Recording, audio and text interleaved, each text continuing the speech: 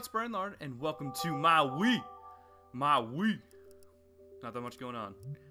But, today, we're going to start the grand adventure of Gladius for the Nintendo GameCube.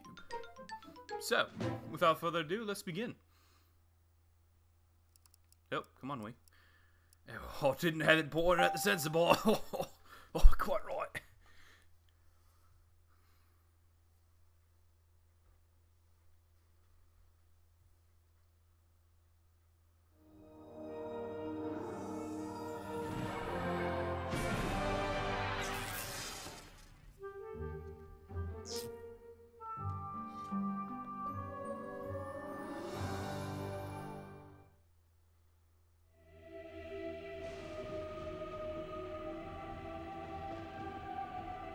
The Great War raged between Imperia and Nordock.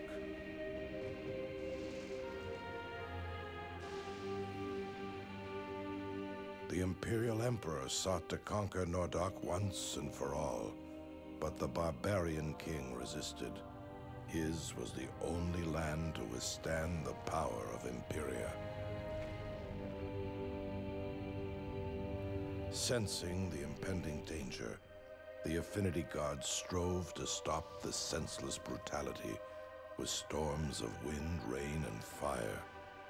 But man's destiny would not be denied.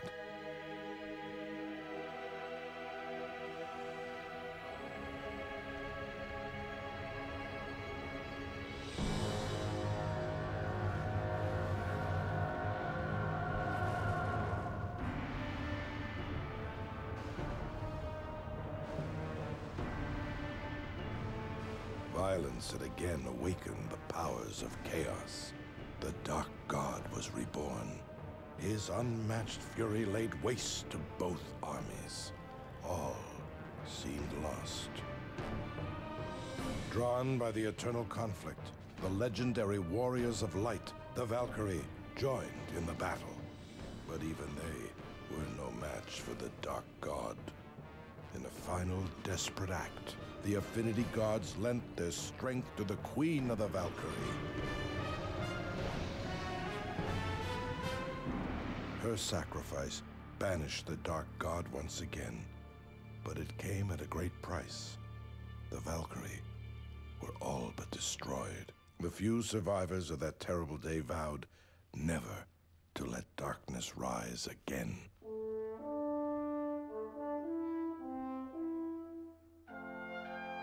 Imperia's army withdrew from Nordock, and a temple was built over the corpse of the Dark God, sealing its evil inside.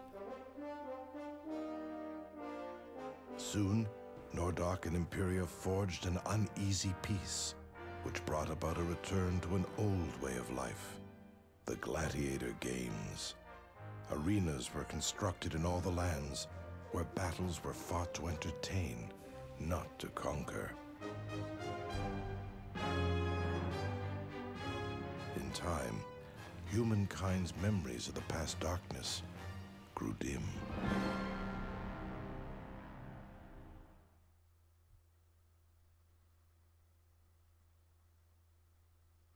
And with that thrilling intro, let me allow you to introduce everyone to the loading screen. The Gladius! Yes. Made by LucasArts, so if you didn't know that, Lucas actually made this game, and it's pretty cool, Alright, so let's begin. Let's go over the options first, might as well. Okay, got effects volume. I'm going to be turning rumble off, simply because you don't want to hear my controller shaking throughout the whole thing, right? That would be kind of annoying. And subtitles on, just in case you guys can't hear, or if I'm talking over stuff. And swing meter show or hide. I'll get into this more later, but I always play with show. When you do hide, it's more of a random game. It's more like Final Fantasy, and like crits are actually like percent chances and stuff. But with show, it's more of a. The game becomes more interactive, I guess. So that's why I like it. I like the interactivity of it. So. Alright, that looks good. Let's start off a new game here. 2 options to choose from. Now, Ursula's campaign is... They say it's easier. Like, the difficulty doesn't actually matter that much. Basically, okay, so in the intro you heard about Imperia, which is kind of like Rome. It's basically like Rome, and then Nordog's kind of like Britannia, let's say. And at that period of history, like when Rome tried to invade Britannia, got drove back, it's kind of mirroring that time period. So, you know, starting in Britain or Nordog, it is easier because the fights are a lot easier, but I find that the kind of units that you're available to recruit and stuff are kind of limited, and I don't really enjoy that campaign. And Valen's is just way more fun, I think. Plus, the early game challenge is really hard, and it's really interesting. I do like it. Plus, I've played both all the way through, and I think Valen's story is better. So, from a watching perspective, I would definitely choose Valen's over Ursula. So, let us begin. And we'll jump right into another cutscene. So, get ready.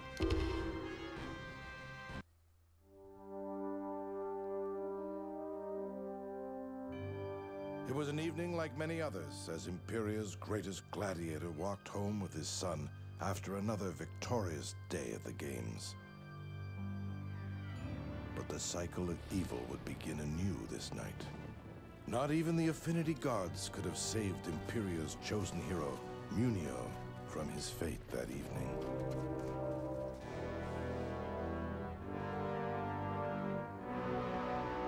Whether it was fate or the divine will of the affinity gods, Valens, the favored son of Imperia, was spared that tragic night.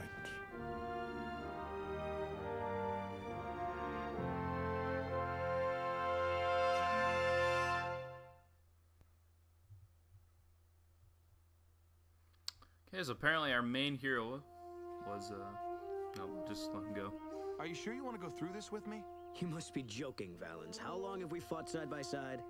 For as long as I can remember. Hey, wait up! It's been 11 years, ever since my father died in the games. Munio took me in and treated me as a son. And you've always treated me like a brother. My father was only repaying a valiant hero, the cornerstone of his school. I'm sure he would have done the same for anyone who fought for him. My father wasn't anything special. Don't say that. It's the truth. Nobody dies in the games anymore. So there it is. It's time to begin. Yes. This school is my father's greatest legacy. We must carry it on in his name. If this school is going to be successful, it needs a strong warrior to guide it. Show me how much you want to be the leader. You can't be serious. I'll fight by your side to the very end, Valens, but you must prove yourself worthy of such devotion. Always a flair for the dramatic, Ludo. Well, I see there's no dissuading you. For the glory of the gods! For the glory of Imperia! So here's our two main heroes. During most loading screens when you go into battles, they'll have tips. Ludo is basically a, purebred Roman imperialist who wants to nothing more than to have Imperia take over the world. And Valens is more gentle, and he collects the Infinity Gods, which we'll get into a little later. So, A to continue. Let's go. Now remember, we're just sparring. Don't worry, I won't hurt you too badly. Whoa, hey. Dang. Alright, so they give you little tip boxes here that tell you what to do. So, move your cursor over, press A. Alright. So I'll move it over. There's a couple icons. I guess we can go over this now. I'll probably skip most of the training, just because I can explain this a lot better than the training does. Basically, the red circle, or the red circle underneath Ludo's feet here, as you can see, is a target reticle, and that indicates which targets you can attack. Now, during this tutorial, it doesn't give me the freedom to move around, but I can move my cursor basically anywhere on the map, and I can only attack with the currently selected attack. As you can see on the bottom, I'm attacking with Strike. I can only attack with Strike on targets that have a red target reticle under them. That is, well, you can only attack targets on this turn. And the white reticle is basically where my mouse cursor is. The sword icon indicates that I can attack this target. So let's go ahead. And this is the swing meter I was talking about. Prove the power of your skill by pressing A and aim for the red zone to do most damage. So basically, okay, so I'll go over this. The yellow zone represents, you know, an average hit. It hits with, you know, standard accuracy, pretty good power. The blue hit, though, it represents like a miss. And when you miss with your attack, you lose accuracy, you lose damage, and a lot of characters actually taunt you if you miss. And the red zone, which is always a challenge to get, represents a critical hit, does extra damage, and it will always hit your target. They can't block a critical hit. So, that's something to note. Alright, let's continue. It'll count down and get ready to go. And boom, critical hit.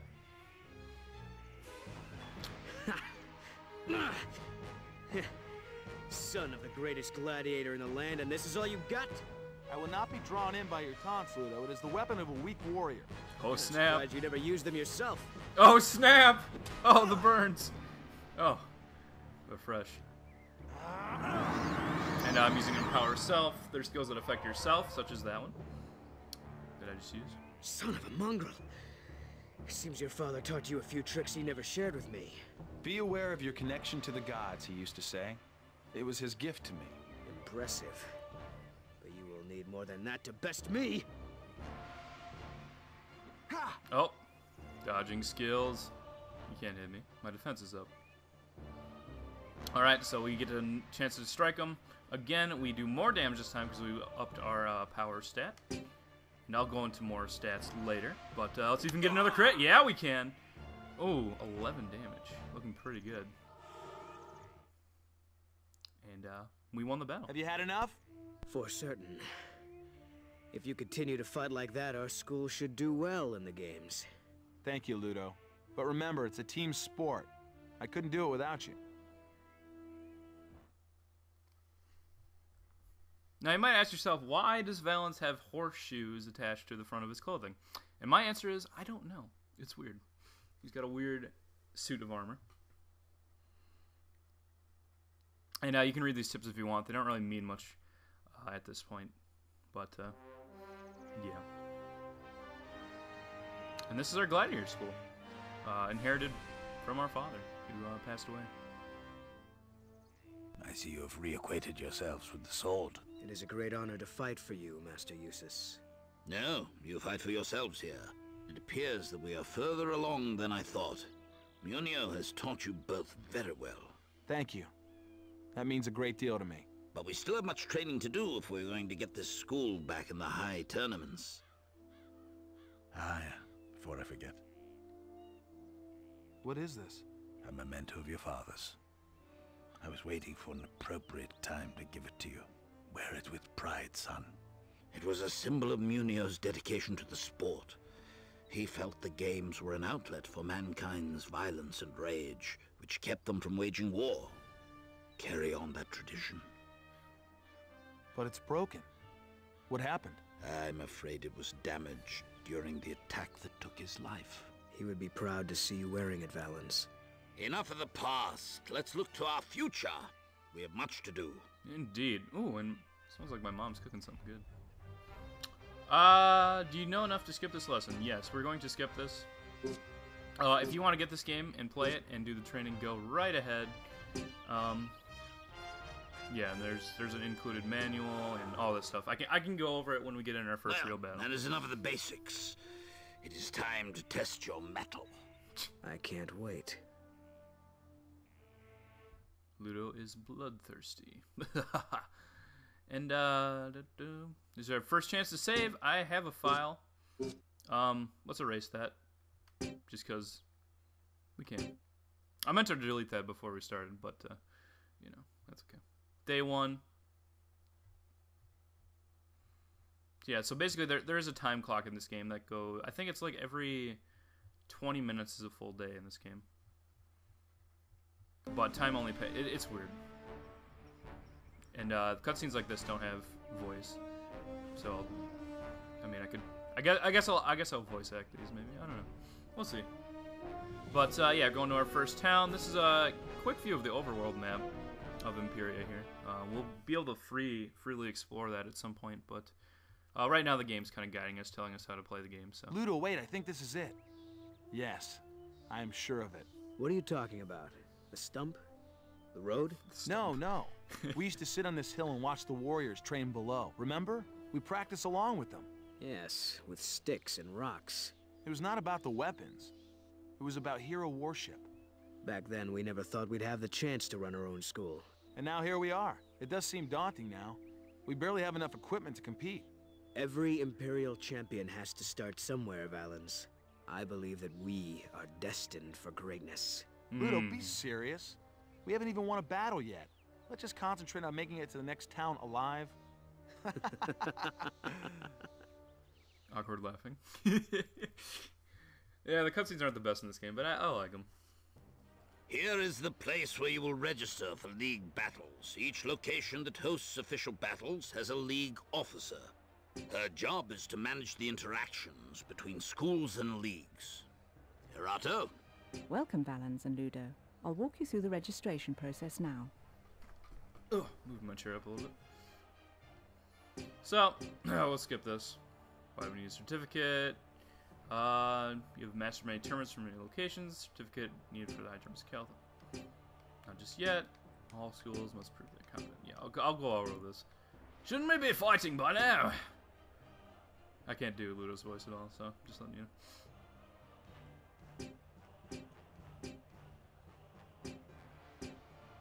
That's correct. Basic training, yeah, we have to do actual combat training. But anyway, excitement of youth. Wait, I want to go back and talk about these. Okay, so basically, in a town, every town has these 4 options. Basically, there's history, you can learn a little bit of backstory.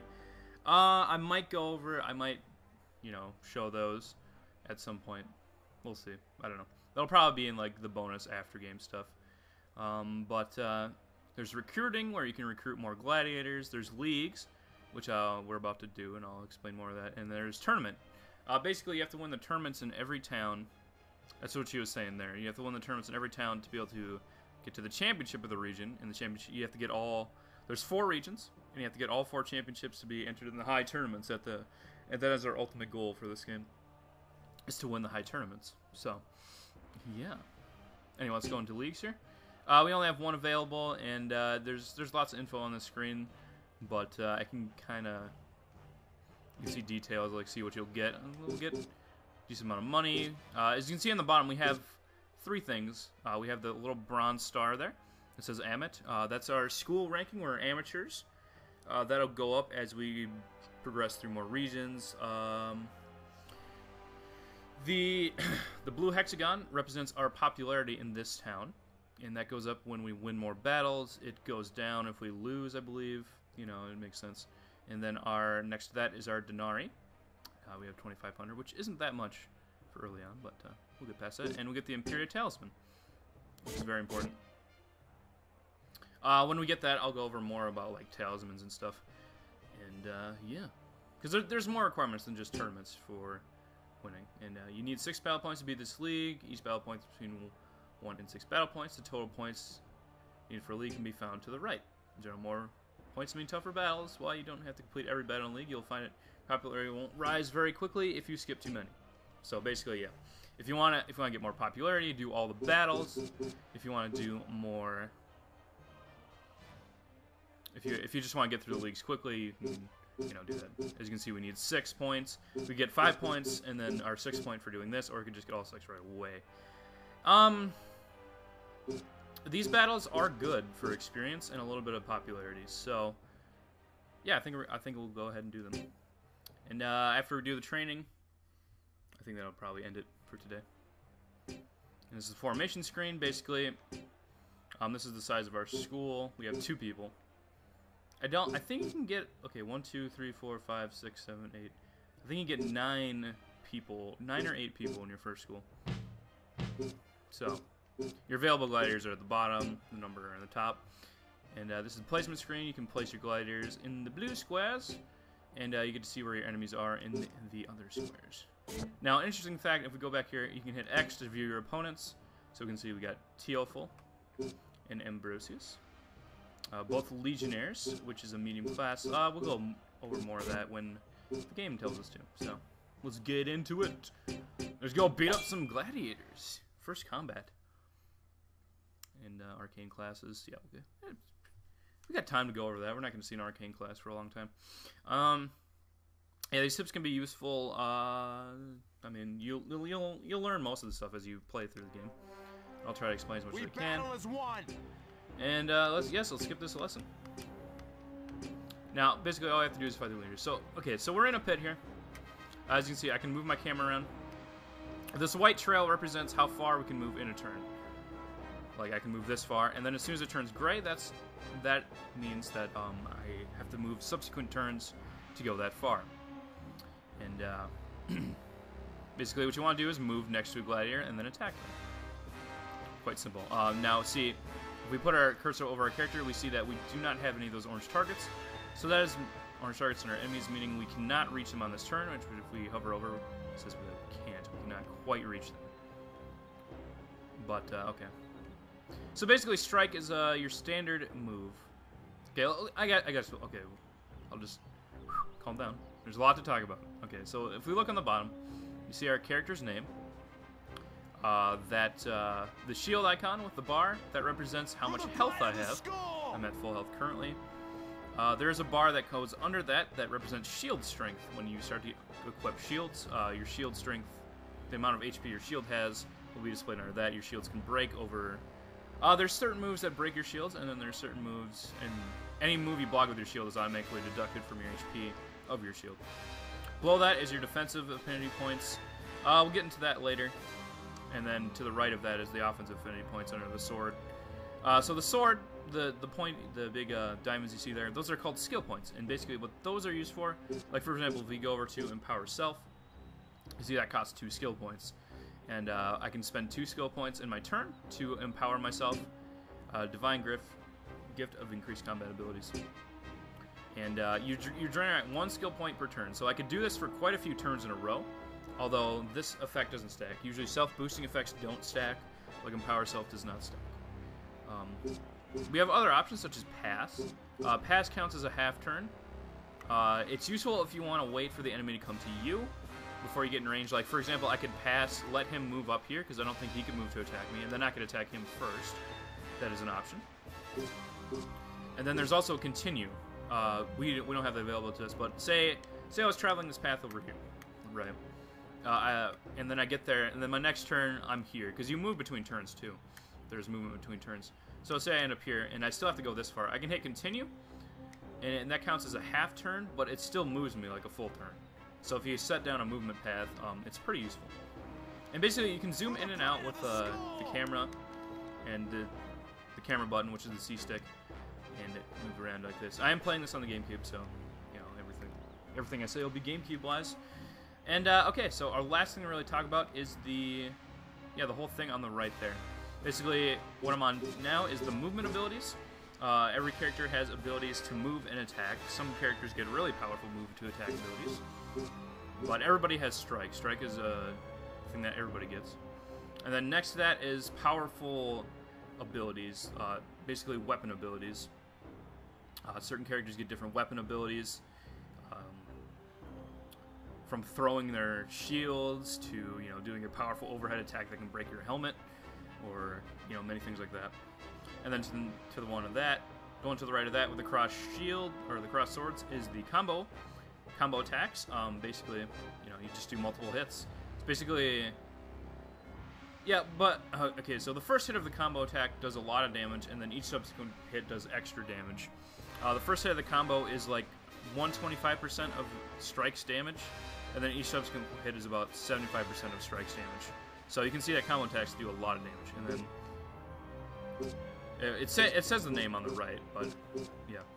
And the special area here has a bunch of special attacks, usually self buffs, or like I'm trying to think of a good example. Like there's certain gladiators that like throw sand at each other, or, you know, do other certain things to affect other opponents that don't involve like weapons or attacking. And then to the right of that is your affinity bar, which we'll go into more later.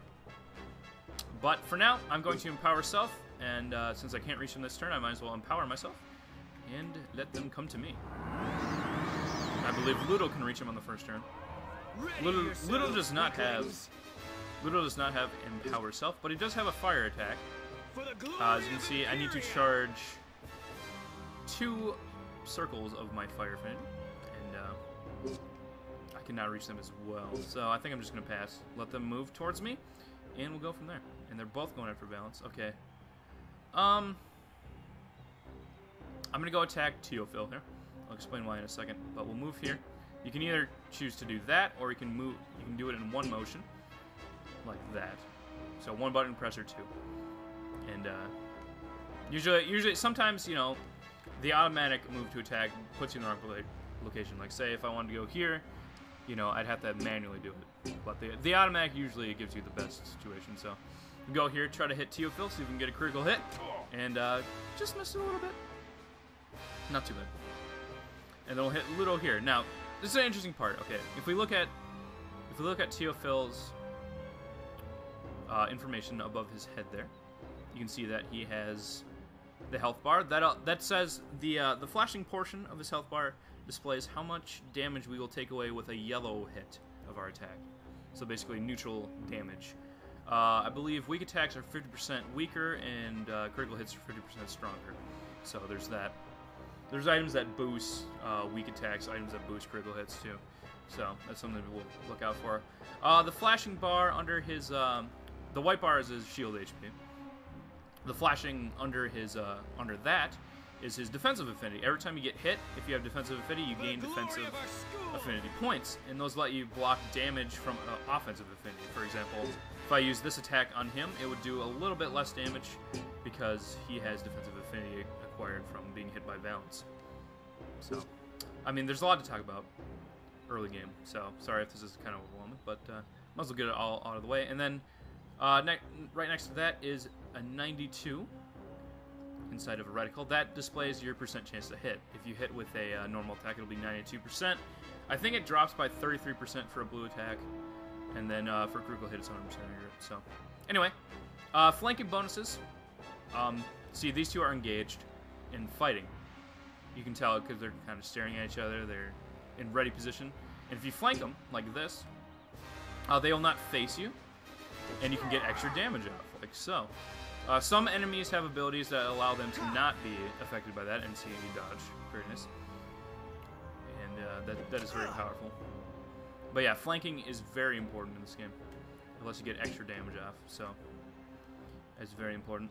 And after these hits, you see these meters on the side of the screen. Those are the crowd meters, and they're pretty self-explanatory. The more gruesome damage you do, the more the crowd gets excited, and you get special bonuses. You'll see them on the side as they go up. And I guess the last thing we get to talk about is if we hit X on this guy here, we get to see all the stats. And yeah, there's a lot to talk about. Okay, so basically, okay, so we'll go over everything. His level, which is 1, describes, you know, what level they are. I mean, that's obvious. You get experience from doing battles, you level up, and you get extra stuff from that. We'll go over that more in detail.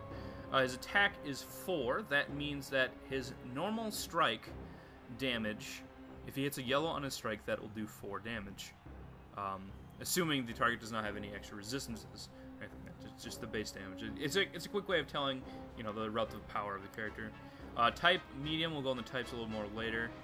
School, he doesn't really belong to a school, but you can see what school they belong to. And then we got our stats here. These are the 6 stats that affect in-game things. There's other stats, I believe. Yeah, there's a lot of other stats that you can see, but these are stats that affect game. Power is basically how much damage you do. I mean, that's pretty simple, right? Accuracy is a bit okay. The number on the left represents the current level. The number on the right represents their base level. If the number on the left is green, like for example accuracy is green, that means it's an increase. If it's red, like initiative there, NII, then it is a decrease. Yeah. There's a lot of effects. If you hit item stats just as effects, you can sometimes see the big bonuses. They're just random. There's randomly generated amounts of, you know, variation in the battle, which is interesting. There's, like, your stats can fluctuate in a battle just randomly, which is kind of interesting. But, okay, so accuracy is basically how accurate you are. I mean, that's pretty obvious. Defense is how well you are at dodging or deflecting attacks, or blocking attacks with your shield, you know. That's basically what that means. Initiative is how often you move. We can go into that in a little more detail. Constitution is, that's kind of your resistance stat. And I think it affects how much HP you gain on level. I'm not sure. And then movement is how far you can move. It's not a literal, okay, I have 4 movement, I can move 4 spaces. It's levied based on everyone else's movement in the Gladiator pit. It's interesting. And then you can see their equipment on the right there. You have a weapon slot, a shield slot, a helmet slot, an armor slot, and an accessory slot. Pretty self-explanatory. Accessories usually deal with affinity, charging your affinity and such. So, yeah. And not all characters have access to all the slots. Like, some characters can't get helmets, some characters can't get shields. You know, it just depends on the character. He doesn't have any innate skills, which affect him always, and no item. So, let's keep fighting. And, as you can see on the bottom, underneath my weapon, there is half a circle filled in. We move over here. There's half a circle. That means I've gained half a circle of infinity power. It's 10 affinity power. And I need 2 circles for my affinity attack. So you can see that it takes 4 hits for Ludo to get enough affinity to do his attack. And the little flashing circle shows you how much you gain by attacking using this. Now, combo attacks are really useful because each hit of the combo attack counts as a hit, so you get affinity for each attack in the combo, which is pretty nice. Now, I'm moving pretty slow in this battle, but we'll speed it up later. And now, interesting thing I did there, if you go behind the opponent, you gain double damage, and they cannot block the attack. But the crowd doesn't like it, so, I mean, yeah. I usually focus on winning battles more than pleasing the crowd, but, you know, sometimes that's not the smartest thing to do. Sometimes you need the popularity. And we gain 106 denarii, get a little bit of experience for our men, and that's why I want to do these battles too. They give you experience and money. So yeah, looks pretty good. First battle done. And yeah, really all these talk about stuff that I've already talked about. So I'm going to call this an end of the first episode here. And when we come back next time on Gladius, we will conquer the rest of these training battles and then continue on with our life in Purgos. So, thanks for watching. Brenlar signing out. Have a good day.